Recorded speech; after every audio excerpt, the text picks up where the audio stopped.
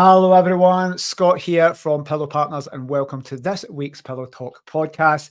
You guys that watch me every week know I get excited when I have guests in person here. So super excited to be joined today by Scott Fensome. I'm going to let you introduce yourself and we're going to have a really interesting conversation here. We're going to see where it goes, but two main topics I'd like to cover, but I'm going to let you introduce yourself first. Yeah, so my name's Scott and probably a little bit different from the normal guests. I don't have a property business, but I have a e-commerce business, which I've been doing for 3 or 4 years. Pivoted a few times in that, but always stayed in the e-commerce world. We now mainly deal with Amazon, our own website, which is WooCommerce, and eBay. We're all about e-commerce. So we buy from Amazon, we sell to Amazon, we buy on eBay, sell on eBay, all of that kind of stuff. So it's going to be a different conversation today, and I'm sure lots of questions are going to come up. But yeah, that's the summary.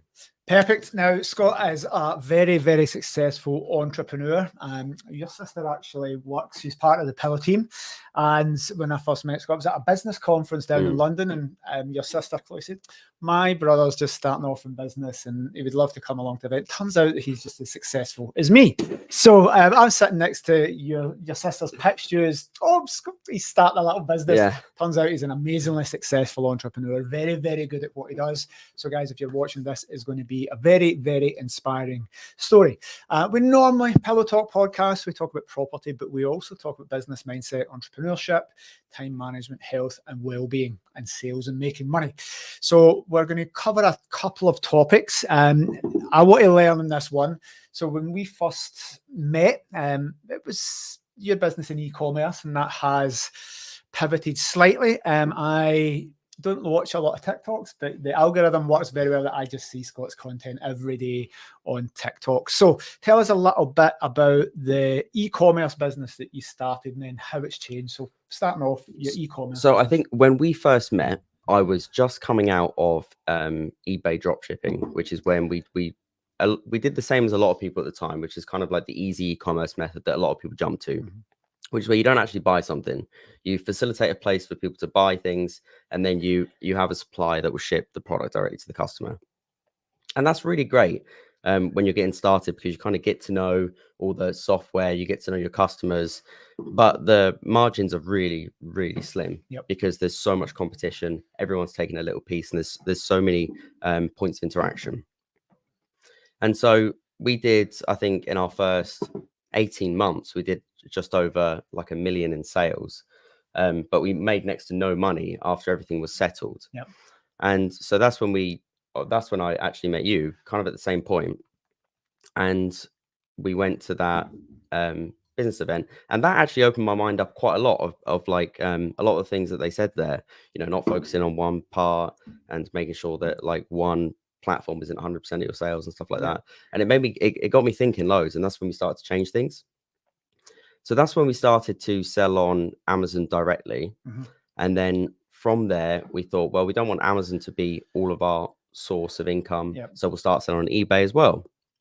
And then eBay started going really well. And we thought, well, we don't want it just to be eBay and Amazon because we don't own those things and they can control our sales. So we then built our own website, and now we sell on that as well. Nice. So now I feel like we're in a comfortable position where we can branch off of that and make different websites, and we're just going to keep going until we don't really have to rely on Amazon and eBay. Although they are massive fish in the game, we don't really want all of our, or even over 50% of our money coming from those sources, because they do have the control at the end of the day. Definitely.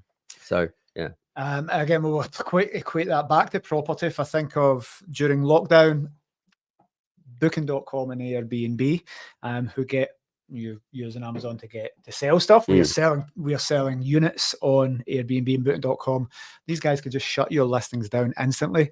And during lockdown, they did shut down. So if they didn't like if Amazon said we don't want to promote you anymore, we're going to shut you down, that's people's businesses gone. Yeah. And many people's Airbnb businesses were gone. If you just do Airbnb, guys, and they don't like your listing or it falls below a certain level, or their algorithms have scraped your social media and said, well, we no longer want to put your listing because of some political affiliation, which is happening, then your business is gone. So if you can't sell your holiday homes, or you can't sell your products, so very, very smart move to own your own channels. When your sister said, oh, my brother does e-commerce, that in my mind was the kind of fulfillment by Amazon, and there was a 3-4 year period there before lockdown. I think probably from 2017 to about 2021, where that was all the rage. People selling courses about fulfillment by Amazon, drop shipping. You don't own it, and it just happens mystically. You never have a warehouse, but you have a proper business with a warehouse. Because physical real estate excites me. Yeah. So when we branched off into eBay, what we did is we started. We wanted to do something that not anyone was doing or talking about, right? I mean, I was always interested in like auctions, because that you can run the numbers, you can get the best data, and you can make purchases based off of numbers instead of like a feeling. But like really good numbers as well. So I love looking at data and like making decisions off of data. So when we did that, we thought we're going to buy Amazon liquidation. So we can buy liquidation straight from Amazon, and I know what the retail prices of all the stock I'm going to get. I know the conditions, so I can put the conditions of product damage, customer return, warehouse damage into percentages, and off of that roughly work out how much I'm going to make before I've even bought it, because I know how much I'm going to sell it for. And then we can run timescales and stuff like that. So when we started doing that, we only bought one pallet at a huge premium, because if you buy one pallet, it's a huge premium, because you've got all the shipping costs involved, all the labor of everything in between. But we did it anyway, and we bought it, and we didn't actually buy it from Amazon. We bought it from John Lewis. And it was interesting because like I had this pallet turn up, and it was like a load of stuff I've never seen before, like expensive suitcases, and like it was really good stuff, and I was shocked. And so we listed it on eBay, and it was really good. It sold within like a month, and we made 200-300 pounds, right? Which isn't a lot when you put into the fact that time in a month, but you have to take into account that if you scale that up like largely and make it efficient, then you can start making some serious money. So we made the decision to actually rent somewhere in Newcastle first with my previous business partner, Rob. He lived in Newcastle, so it was really convenient, because the prices obviously in Newcastle compared to Portsmouth, where I live, is dramatically different. So we rented this was really good. So this was about a 12,000 square foot warehouse, so huge. And they were renting off sections in the warehouse. And there was some main guys that took half of it, who were the owners of the warehouse, or they were renting it. It was allowed. It was all contracted up. And we just started off with a little like 300 square foot section. And I think we were paying like £150 a month, bills included. And then what that allowed us to do is buy 6 pallets, get a slightly discounted rate, start to work out our processes, and then move from there. And so when we did that and it was all good, we then just added a section, so another 150 to 300, and then we did that for about 6 months until we got to 1,500 square foot, and then that was the amount we could take, because the rest was filled. And that's when we started to have issues, because we then wanted to grow more, but we couldn't. Anyway, so Christmas was coming up. We were kind of in Q4, and because we had these growth issues, we kind of had a decision to make. So me and my business partner then decided to go our separate ways. So I bought him out of that business. So I obviously still have the same one, and then moved the operation down to the south, where we invested in a 6,000 square foot warehouse, which was obviously a dramatic increase from 1,500. And that was, a lot of people would kind of saying I'm silly for doing that. I shouldn't be taking a risk that high. And it is a risk, but I don't have any liability. So if something goes wrong, it's just me that I hold myself accountable. There's no one else I have to worry about. But the risk, in my opinion, is worth it, because one of James Sinclair's recent videos, Scale Economy, when you can do something on a larger scale, everything becomes cheaper, because we could have way more stock turn up. We got better shipping rates. We got better rates on shipments. So instead of taking 6 pallets, we're now taking 23 pallets, full truckload. We can order stuff more consistently, which means we get more discounts. And we've got staff which can run efficiently in the warehouse. We've got systems set up. We've got dedicated tables for prepping, for unpacking, for orders. We've got better shelving. Everything becomes more efficient, so you make more money per product. It's just, so that's how we got to that. And I'm happy where we are now. We haven't filled the warehouse yet, but we will by the end of the year. So it's scary to think where I'm going to go after this. Fantastic. And some key nuggets there. The thing I love about that is getting a business that you your costs can scale up incrementally rather than going from a warehouse that has a couple of pallets to the big jump to you say 6,000 square feet, which if you're not making money. So doing this type of thing and just scaling up. Listen, we're in the center of excellence here. We started working from home, windowless box. Took us 18 years to get to where we are now. But even for us, we couldn't afford a lot of the software and bits and bobs. It's only because we've scaled up that we can afford to get the best bits, the best software, the best team, the best technology. But a lot of our competitors can't do that because they're smaller. So something to be said for scaling up and testing the business model before you start committing to the high costs.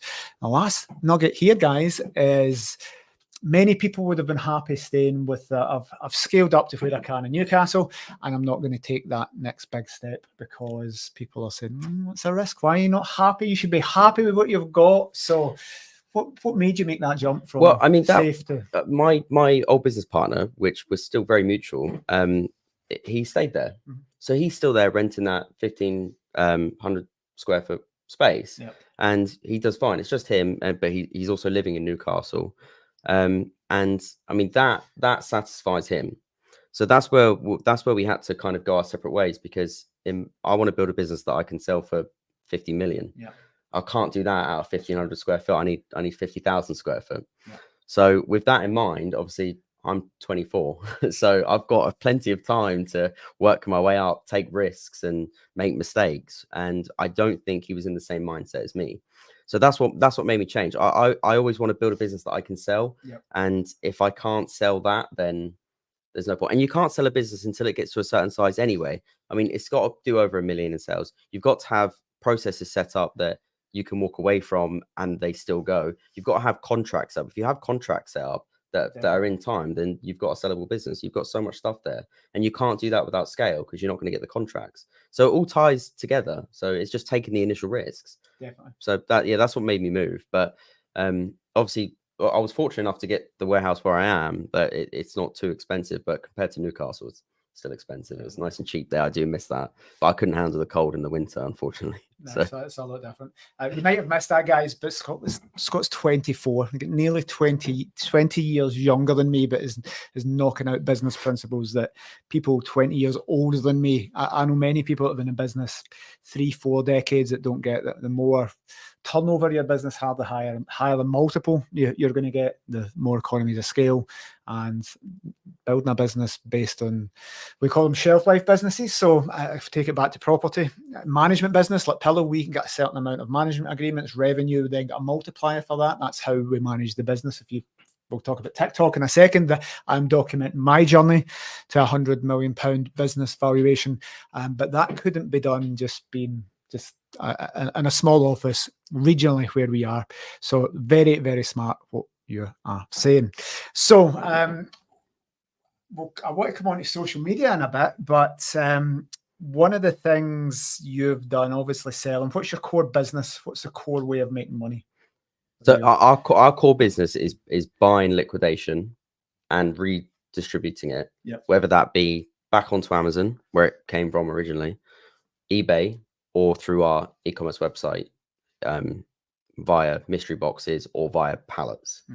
So the mystery boxes are basically, it's a little bit difficult to explain because people obviously get a misrepresentation sometimes because there's a lot of companies out there that kind of are a bit shady. But our mystery boxes are basically stock that are in the pallets condensed down into boxes. The stock actually turns up in boxes, which is what I unbox on my social media. But the problem with those boxes is they're half filled. And so we have set size boxes for set prices and we just chuck stuff in there. And so you can get anything. They're completely random. They're not categorized. They're not put into ages. They're not gender specific or anything like that. You'll get a kettle, or you'll get some protein powder, or you can get some glasses for your table. I mean, it is really random. And so people like to buy those for a few things. Some people buy them for like birthday presents.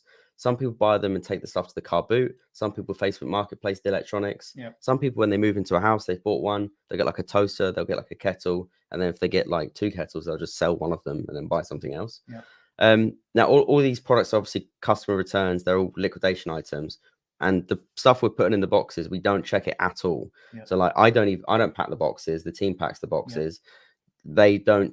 We don't have enough time in the day to be able to take something out of the pallet, check it before we put it into the box. It comes out the pallet, it goes into the box. We fill the box up to the top, we close the box. It can't be over 15 kg because of our shipping, but that's the only thing that we check. So that's the boxes through the website. We also sell pallets, and we have sold pallets to people that do car boots. So we sold like a homewares pallet full of like blankets, heated blankets, stuff like that, pillows, kind of a lot of the stuff that I donated here. Yeah. And the particular lady that bought that, she did really well. I think she bought the pallet for like £300 off the website, including the VAT plus shipping, and I think she made like 1,500 quid at the car boot, which she was like really happy with. It took her like 3 car boots, but she was like, because she reached out to me and sent me a few voice notes. She was like, I'm a single mum, this was really fun. I really enjoyed doing it. And I was like, it made me feel really good actually. And then obviously a few other people have bought them because you can resell the stuff via eBay, which is obviously what we do as well. So people, when I say that, they get a little bit confused. They say, why would you sell the stock via the mystery box or pallets if you also sell on eBay? And people instantly jump to the conclusion you're taking the best stuff, which is not true. I do not have the staff or the correct efficiency to go through everything as fast as I want. We had 60 pallets. We had 68 pallets at the start of the month, and they're all gone in this month. And I didn't think that was going to happen. And if we just listed all the items on eBay, because you've got to take the items out, test them, take photos of them, you've got then list it on eBay, you've got to then sell it, pack it, ship it. All those processes take so much longer than just putting it in a box and selling it to one customer that it just makes it far more efficient to sell the stock off as one, even if you are selling it way lower than what you should be, because there's perfectly fine items in there that people get. So it's all about getting product out quicker and even taking less of a margin so we can get a higher turnover. Definitely. And then you've got more customers. Exactly. Coming back to you buying more. And from different avenues, because you're not having eBay, then you're having the website as well. So you're mixing it. Cool. So if there's people, that lady made 1,500 quid from car boot sales from buying your product, your mystery box. So anybody out there, it reminds me of Gary Vaynerchuk always saying buying stuff like baseball cards, going round car boot sales, buying stuff, searching for items in shops that are collectibles and selling it for more. And he advocates every single young person should have a hustle, should be doing that. Should find their niche. So anybody watching that thinks, well, I'd love to be in business, but can't have premises, don't have, I'm not an architect, I don't have a vocation. Nice and easy to get some mystery boxes, sell them on, even put them up on their own e-commerce stores. Oh yeah, well, yeah, definitely. I mean, what if people are generally interested in doing that? My advice would be to go to a car boot, get out Google Maps or Google Chrome, sorry, take a picture of an item with Google Chrome, and it will instantly show you how much that item's worth. And they'll take 50p or a pound for a car boot. This is how people start e-commerce. This is how a load of people start e-commerce. And that's their like entry point, because it's really low cost and you can find stuff that's really expensive. My dad told me a story once, and I'm not sure if he's going to like me sharing this, but I'll share it anyway. And I never knew this. He told me like last year. So quite a few years ago, he lost his job. He was in his job for quite a while, like 15 years. He lost his job, right? And at that point, my family were kind of struggling. And this was like when you didn't have smartphones, you just had normal phones. You couldn't get internet on your phone or anything like that. And he walked into a charity shop looking for things that he could sell on eBay from his computer, taking a photo of it with an actual camera, uploading the photo. Imagine how long that would have taken back then. He went into this charity shop and saw this suitcase, and he thought, oh, that looks like a nice suitcase. And it was like 20 quid, like a leather one. And he thought, I could probably sell that for more on eBay. And so he took a picture of it with a camera in the shop, went home, uploaded it to his computer, then Googled it, and it was like a 500 quid case. And so he went back to the shop, instantly bought it, and then went back home and sold it. And that was our Christmas present money for the year. Nice. And when he told me that, I was kind of like, people could have been doing this ages ago. And I was like, that's such a cool thing to know that you did. And now I've kind of like moved into this. It was a really kind of like a heartwarming story. I couldn't really believe that he did something like that. He's never been like that. So and anyone can do that. Charity shops are still good for that, and that's how people start. And loads of people do it on TikTok as well. It's really fun to watch. So when you sell your business for 50 million, which is your plan, you need to give your dad some of that money, because he was the entry point. Scott mentioned we turned up one day and I had a massive pallet outside. We couldn't get it through the door, but your company donated to us when we started the Safe Havens charity here, and that leads me to that little charity centre there. Well, not a charity shop, but just think of a mini Salvation Army donation centre. And that mystery box came here and we opened it and thought, right, there's a memory pillow, there's a kettle, there's a coffee grinder, kitchen utensils, loads of stuff. And we just kind of priced that. It was a charity shop. So we got $5 for that. That's quite nice. But that box probably, if I put a number on what that big massive pallet, big square pallet, a couple of thousand maybe. Yeah. We'd have sold that between 15 and 2,000 probably. So even didn't go for the low 1,500 quid. Now we didn't price that up. So if anybody comes to our centre and happens to just everything there is donations from people and it's brand new. There's a thing, it had the price of 80 quid on it. We're not going to charge it because it's things. So somebody could buy that for £10. Yeah. But the price is £80. There's some collectible stuff there. And that's just we're a property management company that happens to have a charity. We collect all the stuff that guests leave in properties and resell it. So even in that little shop, there's probably thousands and thousands of pounds to be made. I'm not saying you come and buy all the stuff in a charity shop, but it's amazing where you can go and get those bargains. People just want rid of stuff out their house. Well, it's also kind of like a bit of a mindset. It's really good to practice to see value in something, I think, because if you don't know, then like if you can go into a charity shop and you can look at something and see value in it, then you don't just see value in products, but you can see value in lots of things. You can see value in a person. You can see value in going to an event. You can see value in so many things. But if you don't have the initial mindset of seeing value in something, then you kind of don't open yourself up to the rest of it. Very deep. It's like value coming here, you know?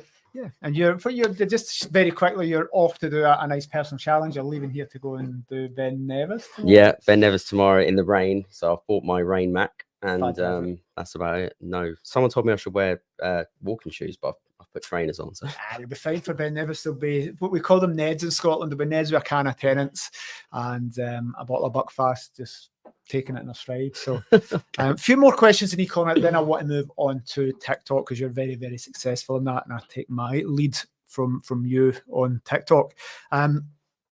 The buying pallet, when I looked at this many years ago when I was looking for an exit plan to leave the Royal Navy. And that's a solid career as a young kid, and I was 18. And I thought the armed forces are not for me. And back in the days, you'd buy them, they get delivered to hotels in a pallet, and you'd sell them and hopefully make the margin. So that was my original business plan when I was 17, 18. That was my exit for the Navy. And I never quite did it. But I looked at that and I couldn't understand at the time, well, how can we make enough margin? Why would these companies sell? You buy a pallet for £1,000 and sell it for 5,000. That roughly the numbers, and that was many years ago, 20 odd years ago, 25 years ago. And I couldn't get my head around why these big companies, it was catalogs, Littlewood's catalogs and index catalogs, why would they sell that so cheap and not just sell it back themselves? So why, there's obviously margin to be made. Why did Amazon sell these at such a great discount? What's the purpose? Is it speed and economy? Well, like you said, if you buy a single pallet, you're not buying it from a direct source. It's probably gone through 3 or 4 different places before it's got to you. Each one of them has added a margin on. Okay. So you're actually buying that at a bit of a premium compared to if I can buy a whole shipment from Amazon directly. Yeah. So there's the instant discount. It's just on scale. The reason they liquidate these items can be multiple different reasons. They can be overstocked. They can, so let's say Right Guard are changing their packaging, which they did, right? They'll liquidate all of the old packaging, which could be 20,000 units straight into liquidation. And they might sell some of those off privately. They might auction some. They'll distribute them out across the country, but they will get rid of them. And they do that with thousands of lines every month. Really? And they do it with so much stuff that if something's scuffed in the warehouse, so you have some Beats headphones, they could be 500 quid, right? And they fall off a shelf, instantly goes into liquidation. Yeah. Because the box has got a tiny, tiny little dent on it. Yeah. So that's some of the reasons, which accounts for quite a lot of it. And obviously you do have the customer returns as well. But if they get a customer return and it's like in certain categories, like any kind of like food stuff, you won't you won't get a customer return in that category. So it kind of limits it down anyway. So you're always getting good quality product. They've got too much money. they haven't got the processes to be able to do it. It's not worth them paying their employees to go, because they're at the point where they overcomplicate processes now. Right. If they had to go through all that stuff, it would take them so many different steps to be able to resell it. And where would they sell it? They wouldn't be able to resell it back onto Amazon, which is their marketplace. So they'd have to auction it off anyway. So they might as well just do it as one lot and just get it gone. It makes more financial sense for them to do it. Yeah. So and that leaves them, rather than them making the margin, they're probably losing money just to get the time back. But that then opens up the margin for you and whoever you sell it onto, or getting an amazing price at the back end if you're buying a mystery box. Yeah, exactly. So talking about mystery boxes, in fact, I'm going to ask one question here. So there's a question from YouTube. Are there any resources, mentors, influencers that have significantly shaped your approach to business? Yeah, it was. It was James Sinclair. Yeah, because you took me to that opened my eye. I didn't even watch people before we went to that, and then we watched that, and I haven't stopped watching him since. But and I've watched other people as well, but he makes the most sense. I think because he lives here, he's kind of local to me as well. His businesses make really good sense. He started from a literal baseline position of being a teenager.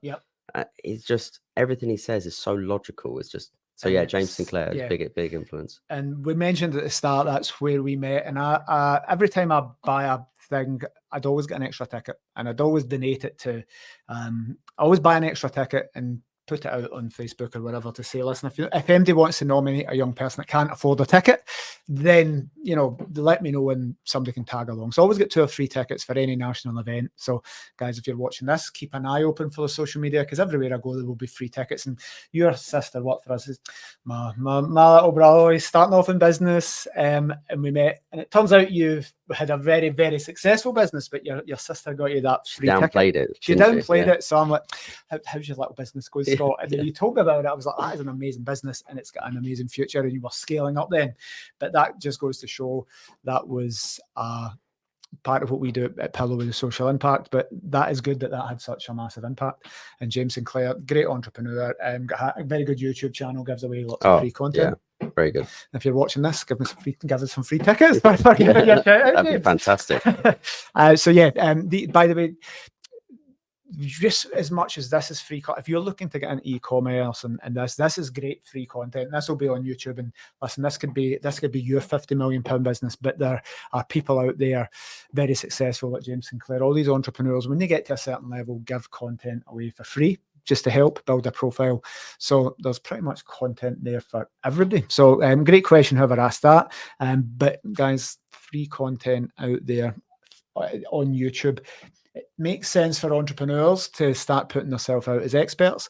It may take years, but they will get business out of that by sitting, giving half an hour of their time to talk to you. Today, you will get business, not necessarily for this, and that's not the purpose of these, but somebody will come across this video in a year's time and end up recommending you, buying you. So entrepreneurs give out free stuff, like university courses, like PhDs, MBAs worth of stuff out there online. So thank you for asking that question. I'm going to move over to TikTok because it's a platform that I'd listened to Gary Vee's new book called Day Trading Attention. And the first chapter was the TikTokification of social media, and things are changing. And I was 4 years too late to TikTok, and probably, don't utilize it enough. And we're recruiting at the moment for someone to help us with that. But you do very well on TikTok. So talk us through starting off on TikTok, where you are, and the cool stuff you do, because the algorithm just shows me your stuff. Every time I log in, it just keeps showing me your stuff. So tell us a bit what you do. Well, I think I'm in the same boat as you a little bit, because again, I'm 4 years too late. I mean, I purposely avoided TikTok so that I didn't want a distraction. I saw everyone getting really addicted to it, and I thought the last thing I want to do is shorten my attention span and have another app that my brain just instantly focuses to when I go on my phone. And luckily, even though I now have TikTok, that doesn't happen, because I don't really enjoy the TikTok videos. I don't find it gives me what I want. It doesn't give me any informational videos. I do prefer YouTube.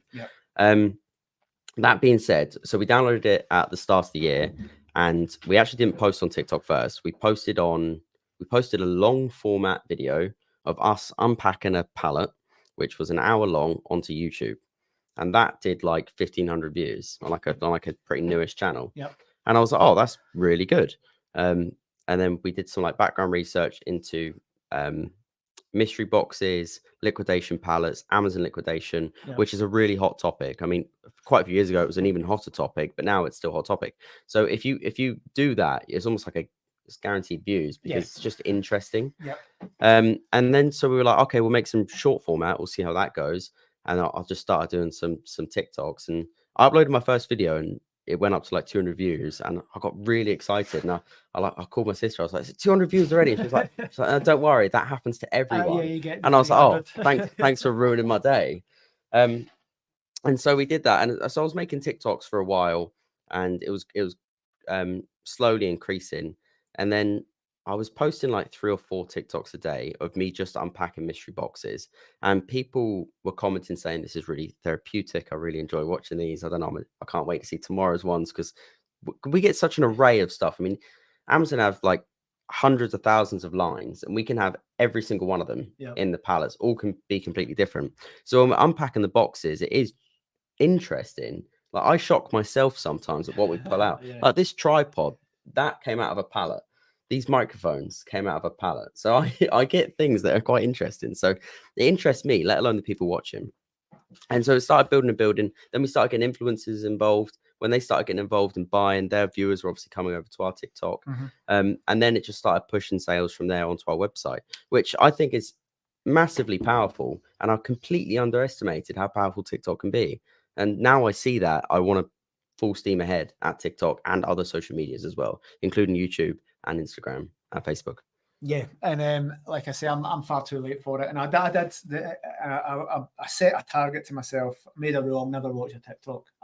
We will do it because the team did it. It's actually your sister Chloe that, and I says, Scott, do this TikTok. I'm not doing it, and I've refused. You'll never see me in TikTok. Fuck that's for kids. I'm not embarrassing myself doing daft dances.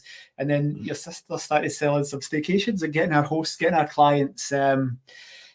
clients' properties away and selling staycation deals. And I said to Chloe, "Listen, stop asking me, but I'm an entrepreneur. I'm no a serious entrepreneur. I've got funny socks and shoes. I'm no dress smart. I'm no stuffy. It's no corporate business. But I'm not getting involved in TikTok because it's just kids nonsense."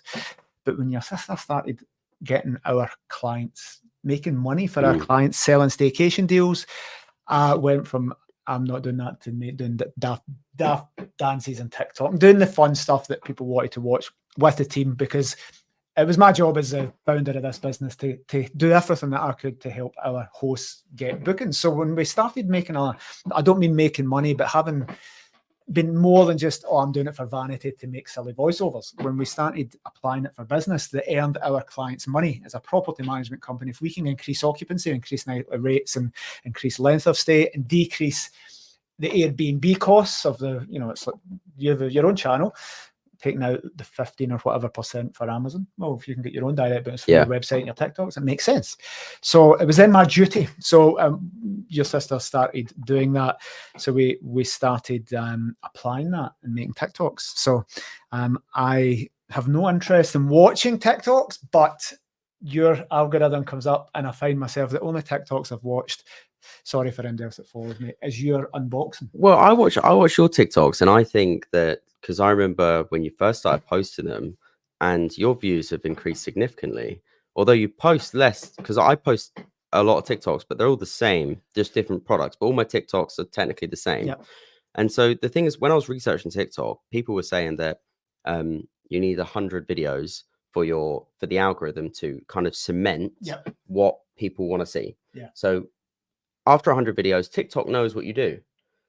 And then it will promote you to those viewers. But the problem is if people get bored while they're doing TikTok doing that, they're going to change what they do in the videos. So then the algorithm's going to get confused. Because if you're talking about property one day and then the next day you're talking about e-commerce, right? The algorithm, you're getting confused. So if you're not being consistent, so I think the consistency of what I've been doing has worked in my favor.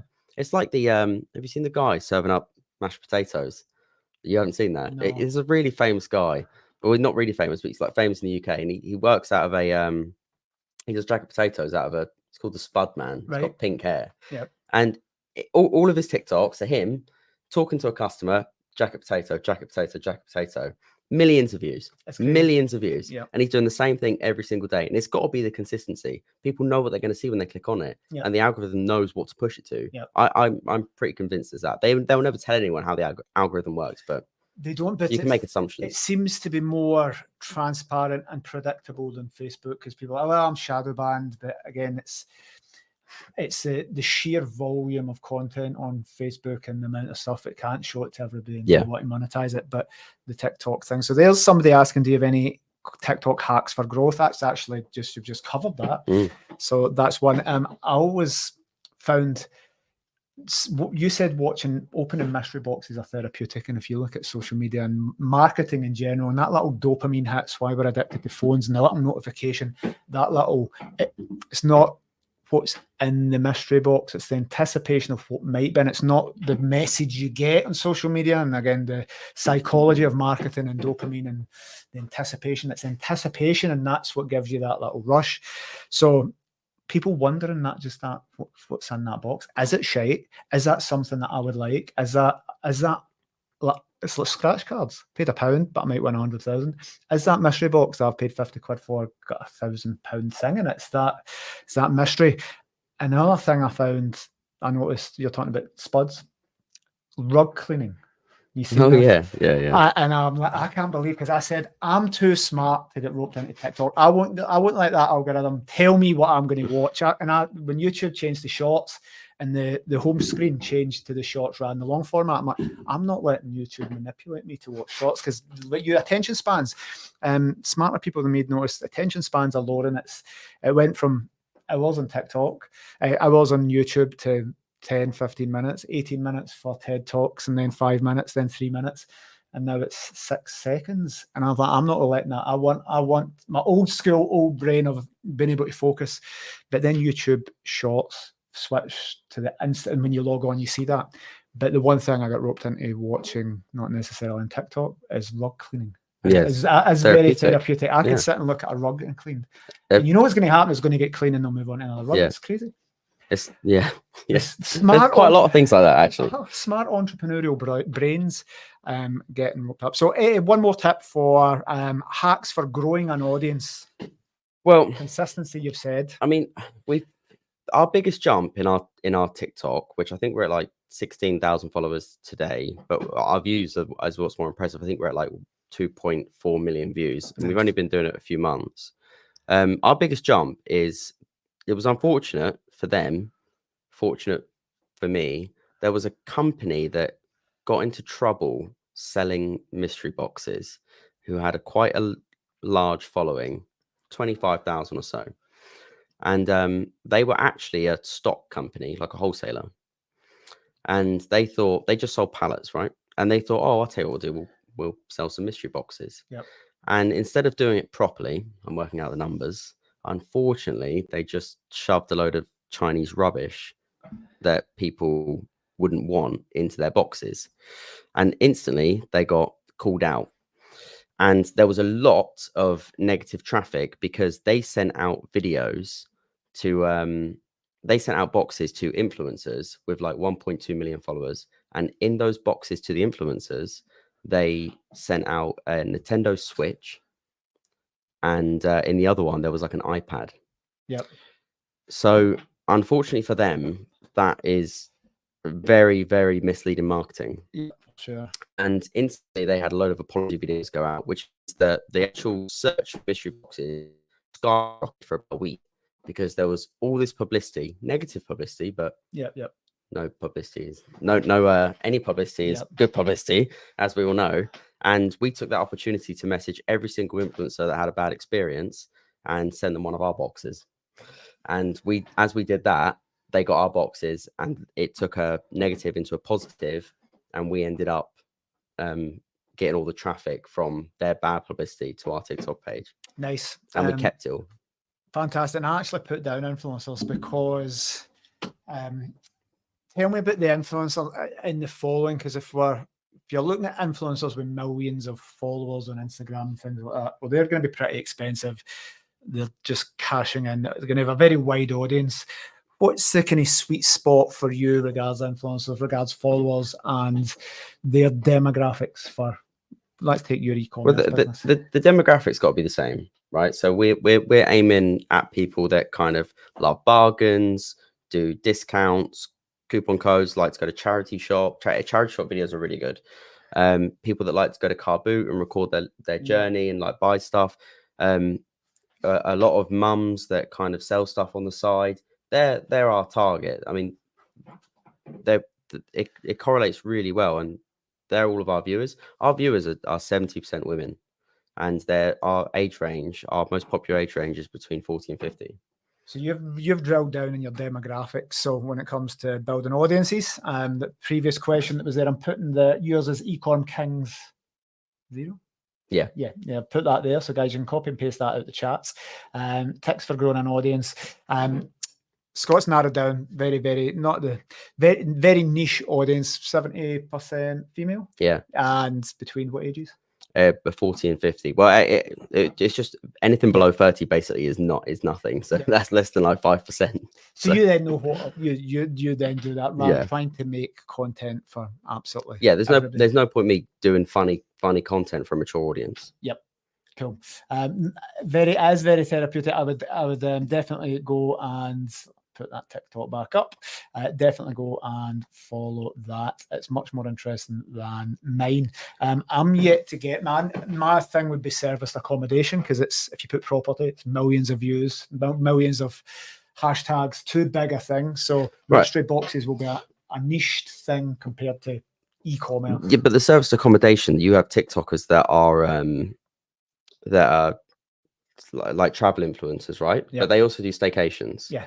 Right. So our big thing with influencers is we can get an influencer with 1.2 million followers. We've got one in the pipeline with 1.2 million followers, and we don't have to pay him. We just have to give him stock, because he's getting payment in the form that he gets the stock, which he's going to give away to his viewers anyway. And he gets the video that's getting loads of views. So that's how he gets his payment, is a video idea. Because you've got to think, TikTokers, they're pumping out 3 or 4 videos a day.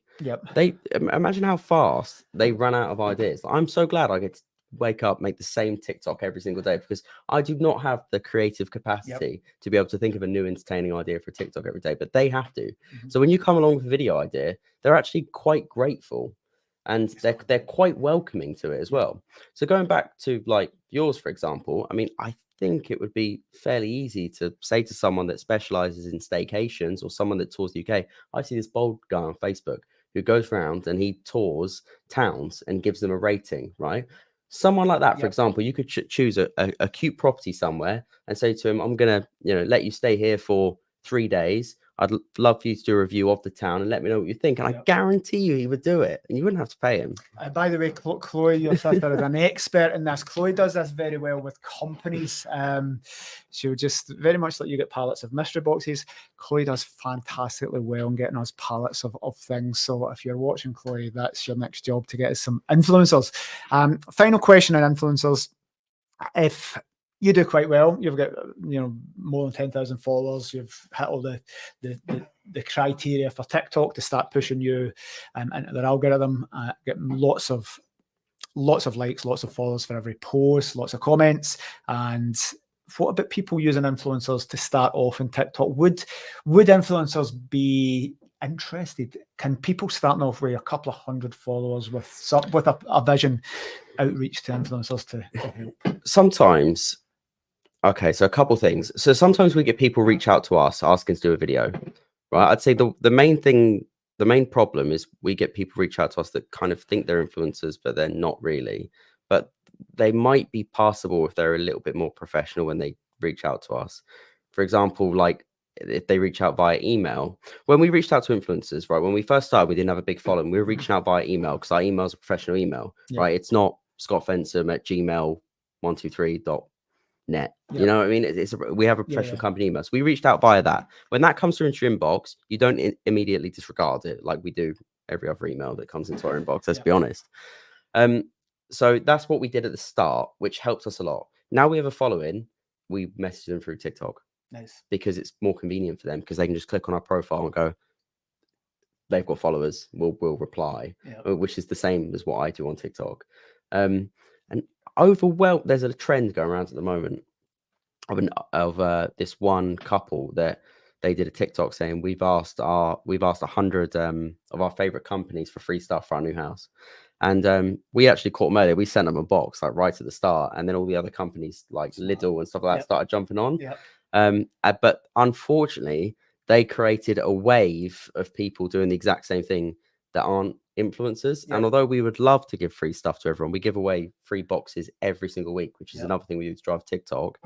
Is we would love to be able to do that, but we would go bankrupt. I mean, we've had like over 100 emails of people asking for free boxes with the exact same template. One was ours. Talking about free stuff, there is your sister. Your sister's on it already. Chloe is there. She's on it. Chloe, pop your email address in, please, if anybody is watching.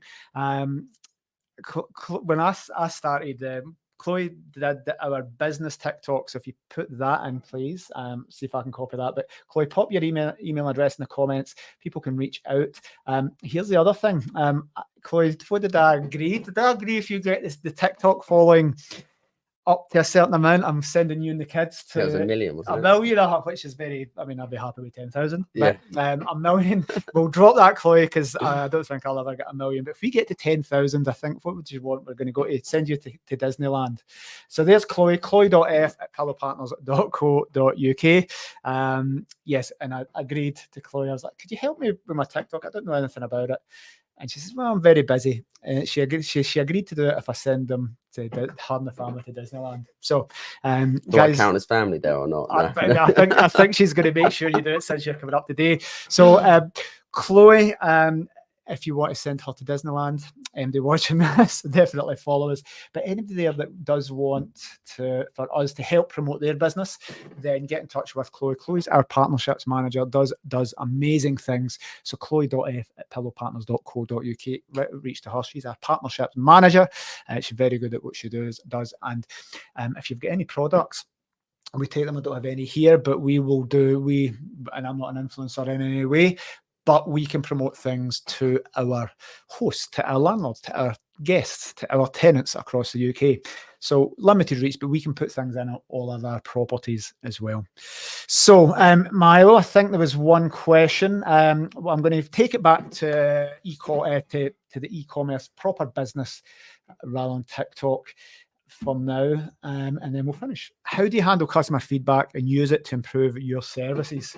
So, mystery boxes, some people happy, they want to watch, some people unhappy because with the mystery boxes, 99% of people are happy.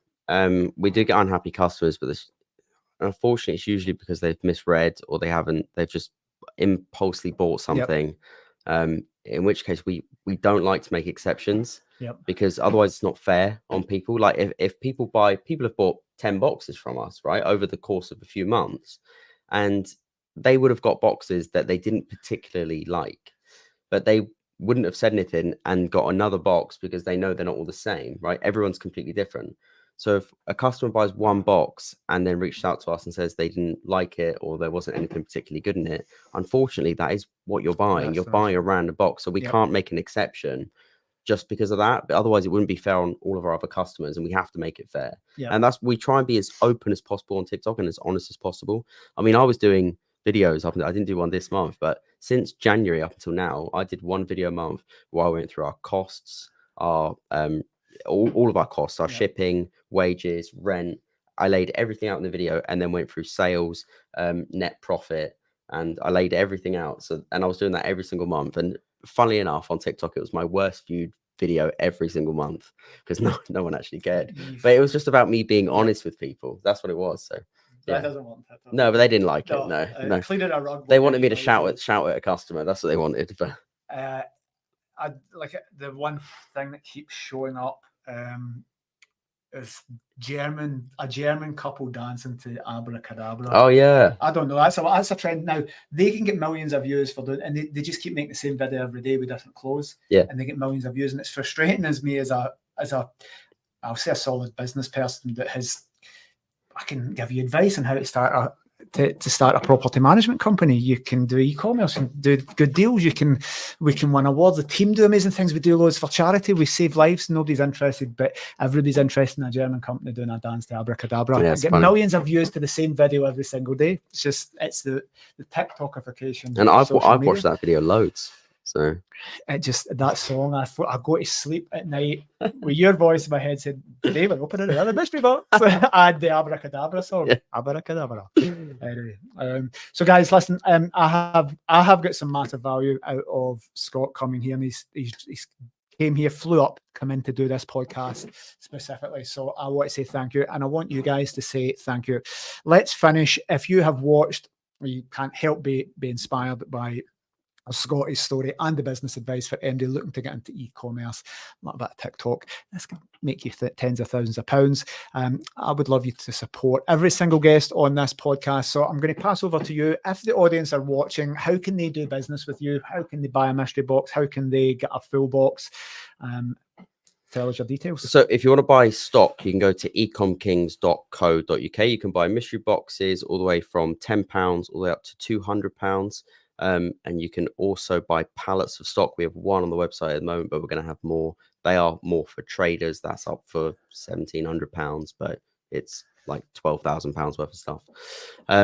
So that's how you do it. And if you have any questions at all, you can reach out via email at sales@robertscotts.com, or you can fill in the form at the bottom of the website and I'll send it to our email as well. Cool. And our amazing team behind the scenes here, including Chloe, will put all the details on the social media. So we will bang in all your details. A final thing, MD looking to get in any young entrepreneurs. We always want to help young people get into business that may think, well, you've got a big warehouse, obviously. Amazing achievements for 24 years old. Should MD be put off? What's some tips for just a final tip for a young entrepreneur looking to get into the world of e-commerce or even making money on TikTok? Just business ideas for young kids. What's one bit of advice to get into? My advice would be, don't make excuses. I had so many friends growing up that wanted to do stuff, but every time they wanted to do it, they made an excuse. And it was like, sometimes people do have genuine issues that cause roadblocks them to be able to achieve their goals. But most people just usually think of an issue and make it a roadblock when it doesn't need to be. It's just something you need to mentally overcome. Yeah. And I think that's a massive problem for a lot of people, is just take more of a risk. Our subconscious, often our greatest friend sometimes, but our greatest enemy. And it tells lies to you. Your subconscious is your enemy. Just stops you from doing things. Yeah. So great bit of advice. Some fantastic nuggets here. We'll put all Scott's details here. Follow on TikTok, follows mystery box unboxings. Guys, very, very therapeutic. Much better than rug cleaning and Germans dancing to abracadabra. So thank you very much for your time. And remember, if you want to do business with this man, we'll put all the details in. Just we want to get 5 new customers from every single person that comes on the Pillow Talk podcast and make it worth their while supporting small businesses, doing some good in the community. Stop that money going to Amazon overseas and going to the big tech companies and funding billionaires' yachts. Give it to amazing entrepreneurs like this, because they're just going to spend it on the staff, local businesses, and putting the money right back into the economy. So we will let you go off to Ben Nevis. Thank you very much for your time. Thank you guys for watching, and all you guys that submitted questions. See you next week. Thanks.